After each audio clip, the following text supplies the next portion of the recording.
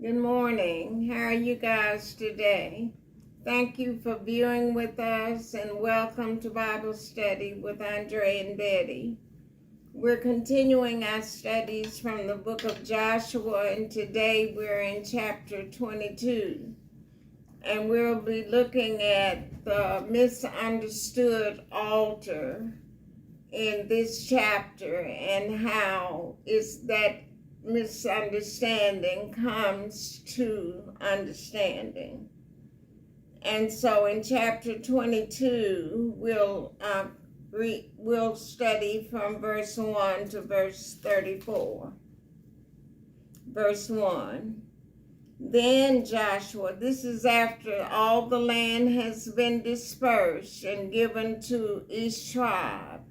Then chapter 22, the 2.5 tribes that came from the east side to help the ones on the west side can go back home. Then Joshua called the Reubenites and the Gadites and the half tribe of Manasseh and said unto them, You have kept all that Moses, the servant of the Lord, commanded you, and have obeyed my voice in all that I commanded you. Verse 3.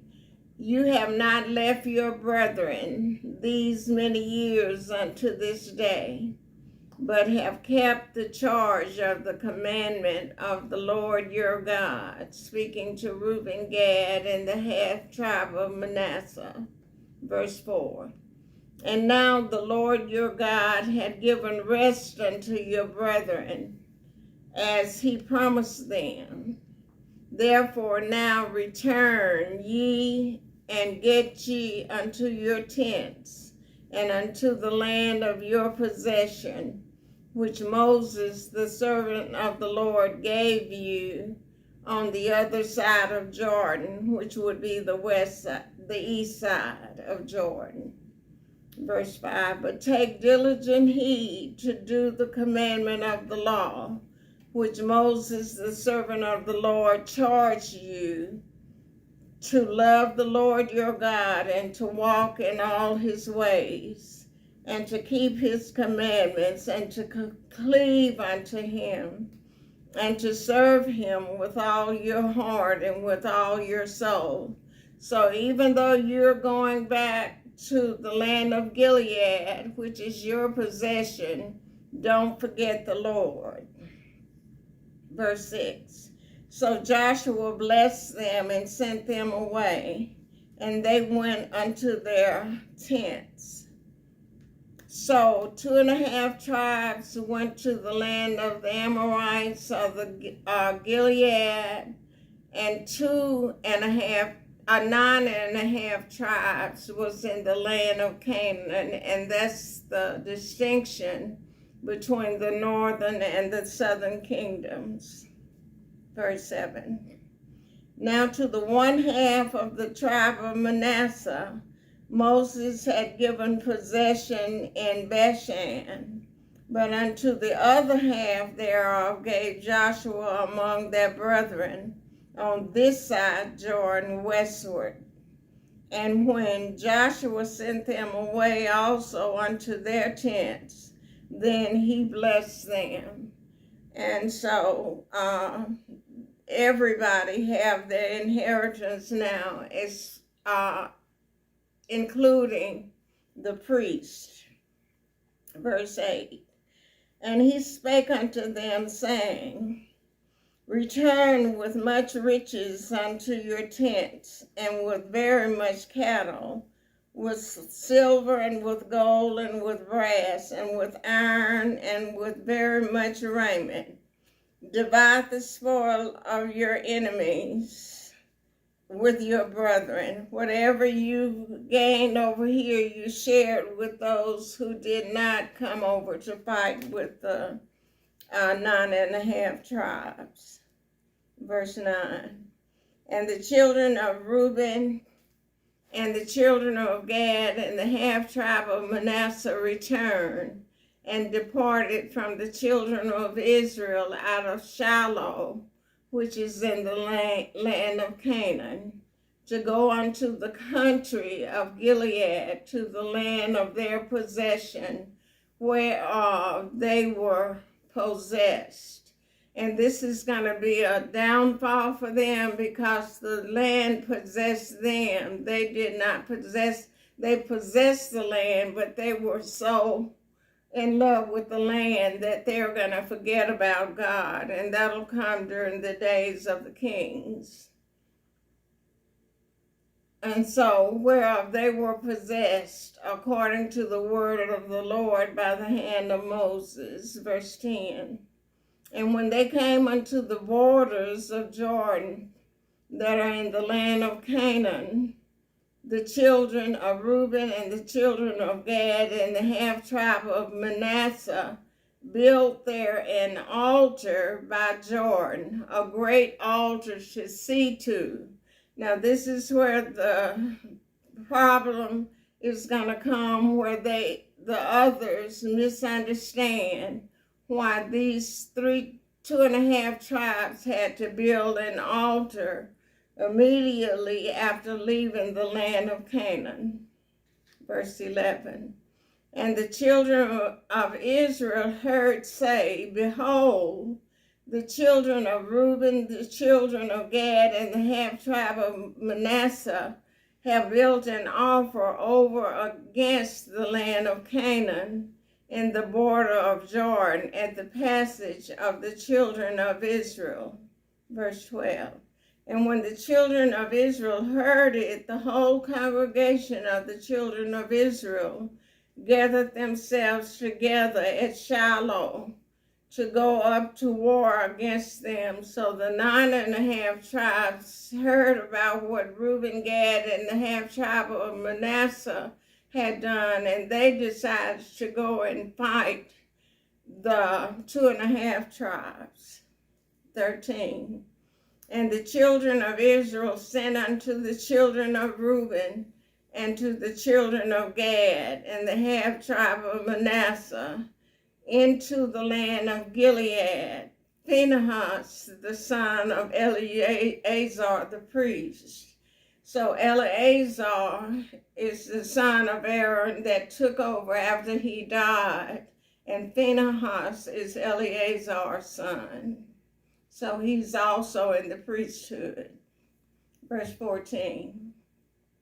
And with him 10 princes. So Israel is sending Phinehas and 10 princes, leaders of the other tribes, to the land of Gilead. So verse 14. And with him 10 princes of each chief house, a prince throughout all the tribes of Israel, and each one was an head of the house of their fathers among the thousands of Israel. Verse 15. And they came unto the children of Reuben and to the children of Gad and to the half tribe of Manasseh unto the land of Gilead. And they spake with them, saying, Thus saith the whole congregation of the Lord, What trespass is this that you have committed against the God of Israel, to turn away this day from following the Lord, in that you have builded you an altar, that you might rebel this day against the Lord? So they misunderstood why they built this altar, but it's going to be it's going to be explained. And then they asked them in verse 17, Is the iniquity of PR too little for us, from which we are not cleansed until this day, although there was a plague in the congregation of the Lord? And this is talking about the doctrine of Balaam that's recorded in Numbers chapter 25. This is what they are talking about. Verse 18. But that you must turn, don't you remember what happened? But that you must turn away this day from following the Lord, And it will be, seeing ye rebel today against the Lord, that tomorrow he will be wroth with the whole congregation of Israel. Your rebellion is going to cause God to discipline all of us. 19. Notwithstanding, if the land of your possession be unclean, then pass ye over unto the land of the possession of the Lord, wherein the Lord's tabernacle dwelleth, and take possession among us, but rebel not against the Lord, nor rebel against us in building you an altar beside the altar of the Lord our God. So you come back with us and if your land is unclean. Verse 20. Did not Achan the son of Zerah commit a trespass in the accursed thing, and wrath fell upon all the congregation of Israel? And that man perished not alone in his iniquity. And that's recorded in Joshua chapter 7, verse 21. So they're still trying to get the 2.5 tribes to understand that they shouldn't be building this altar at the border of the Jordan River. 21.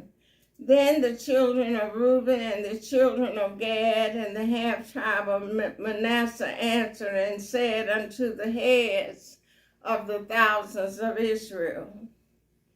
Verse 22, the Lord God of gods, the Lord God of gods, he knoweth, and Israel he shall know, if it be in rebellion or if in transgression against the Lord.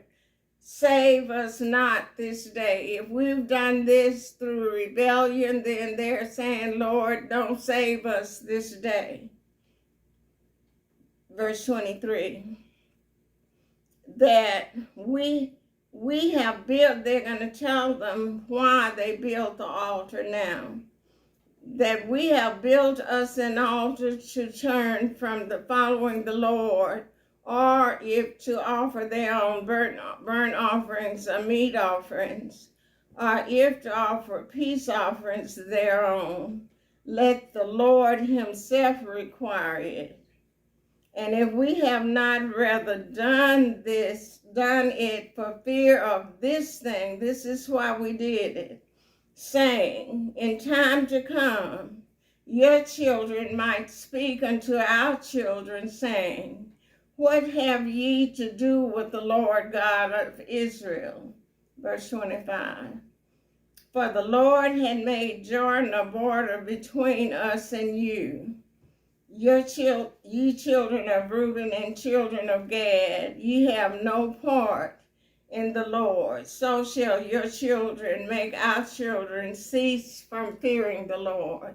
So we built this altar so it would be a testimony to your children that we are the Lord's people too.